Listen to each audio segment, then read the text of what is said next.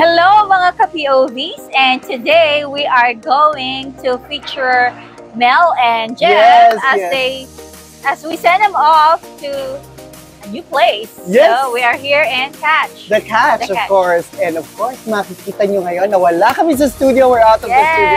We miss you, Mitch.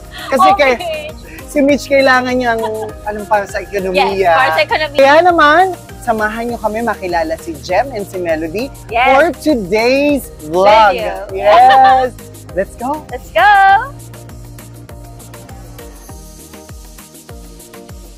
Ang mga POVs natin ay talaga namang live na live at talaga namang nasa The Catch tayo. Wala tayo sa studio, kaya naman magandang umaga, hapon o gabi kung saan kayo nanonood. And welcome back to another episode of Voices and Views! And earlier, Ate Weng. Thank you sa aming 5,000 viewers at the moment. Live audience! Dahil ka sa 5,000, 5 million na tayo. No, anyway, kanina, di ba, nasabi nga natin that we have special guests for today. Kaya naman, pakilala na natin sila, Ate Weng. Of course, ang ating mga friends, very close friends, si Melody and Jem. So, excited na ba kayo, guys? Half-hearted ba? Hindi, half happy, half syempre sad. Kasi happy kasi syempre it's our diba? Yes, it's one of our like 10 years fake goals. So it's a 10 years in the making. So ayun po, and then syempre malungkot kasi iwan namin si Jem and for the moment, just in the meantime. For the moment. And mainly, syempre kayo, yung mga friends namin. Actually, naiyak na kami. Melody, 10 years na ba kayo dito? More than 10 years. Tapos dito na kayo nagkakilala ni Jem? Gusto kong parang i-share mo sa kanila how you met and how you have started and built your family here. Balik tanaw tayo. Yes. Actually, we met through a common friend and then parang basta nagbiruan, gano'n, and then parang ako din, nag-join din ako sa joke. Sabi ko, sige, it's fine. Buy one, take two. Because I am a single mom. So, I'm very open na if someone likes me, I'm a single mom, like, it's a take two. It's a yes or no. I've been through a lot of heartaches because I already have a daughter. So, alam mo yun, yung relationship, minsan hindi na sila seryoso. But as a Christian, I still lift up my life and my plans to God. Sabi ko, Lord, give me someone who will accept me as who I am, like me and my daughter, gano'n. So talagang actually he is an answered prayer. He's an answered prayer to me. Yeah, di ba? Kaya pala ako, di ko alam yun.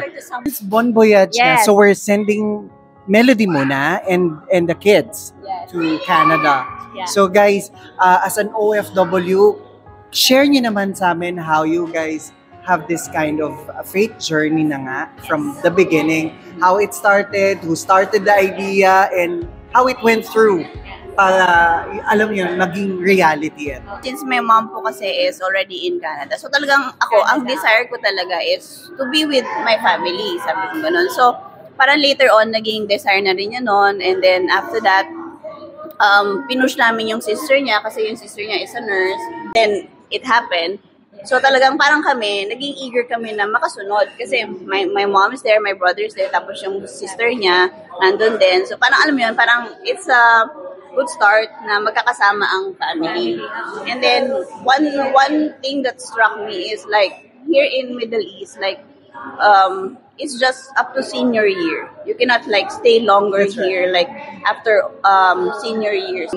So since nag-agree naman kami sa plans namin, so talagang pinursu namin siya at the start. Sabi ko, it's been a rough journey para sa family namin na bago namin ma-reach tong answer ni Lord. Kasi we tried a lot. Like, initially, siya yung primary applicant. And then, we had challenges sa IELTS. So, Okay. and then after a few years, nag-stop kami kasi nagkaroon kami ng parehong bagong company na work, ganyan. So, it's been a while, parang nag-restart lang kami like 2018. Yung time na nag-restart ulit kami, ako naman daw. So, syempre, I took another, same challenge, IELTS din. Sabi nga namin, parang shareholder na kami ng IELTS. Twice din kami nagbayad sa agency. Actually, pang-fourth namin ngayon. So, burners so talaga namin. Kasi una, may mga bata. So, it's for their future, to be honest. So, ayun, maraming no si Lord sa journey namin na to. Like, no for PR, no for PR, no for study. We even applied for a student visa. So, talagang no siya. So, parang sabi ko, sige, then, yung sister-in-law ko, she suggested na there's this pathway. But you have to take a course for caregiving. Sabi niya gano'n. Yeah. So I said, sabi ko, sige, let's try. Pero ang sabi namin kay Lord, this is our last resort. Sabi ko, pag talagang no pa din, we will stop. Sabi ko, maybe it's not your will na for us to go there. Sabi ko, maybe you have other plans for us. Tapos, and yun, parang everything, it took parang 2 years bago mag-proceed yung application, ate. Then came 2022, I got pregnant, tapos the pandemic came, di ba? Pandemic. 2023 came. Lahat ng answer parang first, nag-move yung papers namin. Then, Serene came. Lumabas si Serene. Tapos parang after a few years, Ate Alicia graduated from university. So parang sabi ko kay Lord, yung word mo na yung Jeremiah 29:11 talagang nag-prevail sa amin na for I know the plans I have for you, Plans to prosper, not to harm you, and plans to give you hope and a future. Right now, kung sino man nanonood, trust the Lord. Trust in the Lord Yun with lang. your heart. With your heart. Fully entrust everything. The Lord has perfect timing. That's right. Sometimes when we are praying, we thought, okay, the Lord is not answering our prayers. The Lord answers every prayer. Amen. It's just that no, yes, and wait. At least at your sa case nyo, wait. And then until the best Finally, time fourth time. Perfect. True. Ganun ang Lord. He has His different timeline, di ba? Yeah. Praise God. So, ano yung ma-share natin sa ating mga ka-voices na while they're waiting for God's answered prayer, ano Can yung we start dapat with Jem nilang muna? gawin? Yes. Jem. Ano lang, trust the Lord, don't lose hope. Whatever, kahit anong mga pagsubok na darating, nandiyan lang si Lord, kapit ka lang. Sure yan na answer niya in the right time. May takeaway naman is, basta lift everything to the Lord. Whatever your desires, your plans, it may be a yes or a no or probably a wait. So, I mean, everything comes in His perfect timing talaga. I mean, all in His timing. Not ours, but His will. Yeah. We can only plan, di ba nga sa... Yes, but God directs our That's steps. right. So at this time, siguro tawagin natin yung mga bata. Yes. For, Let's call on the kids. Ano masasabi daw sa family? Siyempre, sobrang lungkot. Iiwan na namin yung second family namin sa church. So, talagang, pray lang. Kasi ito siguro yung plan talaga sa amin ni Lord. So, trust me.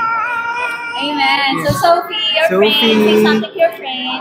So glad that we're going to Canada because my parents have been trying for as long as I've been born. And knowing that God gave us this opportunity to go to another country is so amazing. Yes. Oh. And leaving my friends is one of the hardest part because they're like my second family. But it's good because when we're in Canada, we can have good opportunities.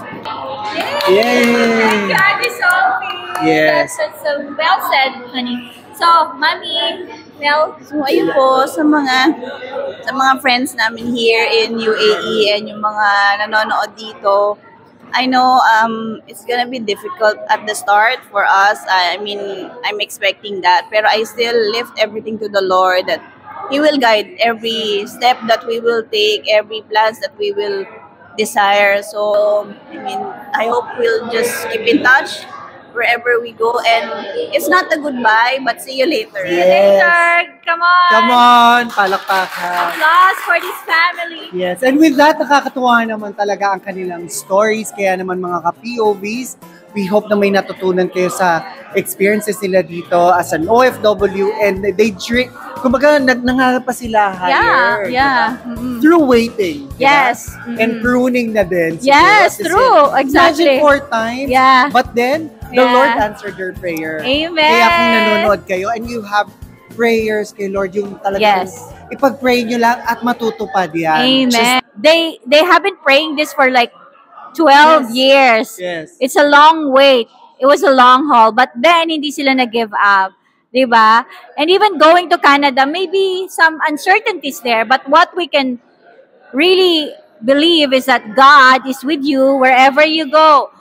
As what He promised, that I will be with you wherever you go. And I will bless your coming and going now and forever. Amen. So, and with that, thank you so much for watching, and we'll see you again in our next episode right here on Voices and Views.